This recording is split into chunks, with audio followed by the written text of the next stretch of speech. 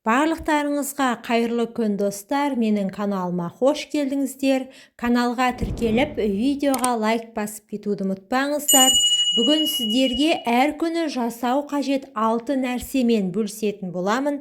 Ендеше видеоны соңына дейін қараңыздар. Бірінші, өзіңізге және өзгелерге махаббатыңызды көрсету. Сөзбен, іспен, әр күні ұсақ-түйек істермен. Осылайша өміріңіздің қалай түрленгенін байқамай қаласыз. Екінші, денсаулығыңызға 20-30 минут уақыт бөліңіз. Жаяу серуендеңіз, таза су ішіңіз, дене жаттығуларын жасаңыз. Күнделікті бөлінген 20 минут уақытыңыздың пайдасы сізге 200 есе қайтады. Үшінші, жаңа нәрсе үйреніңіз.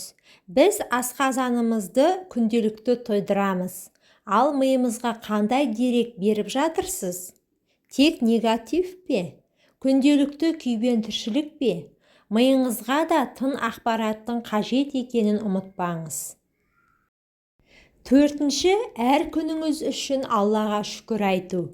Білсеңіз, жаман күн жоқ, тек онша емес көңіл-күй болады. Ал оны жақсарту өзіңізге байланысты.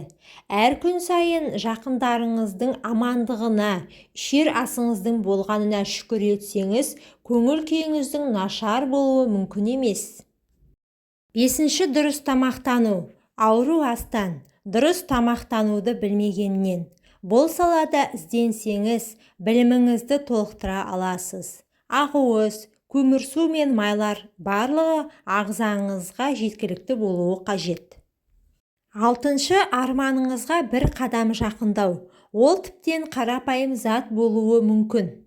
Бірақ ол да өте маңызды. Отырып арманыңыз жайлы ойлаудың өзі сізді оған жақындатады.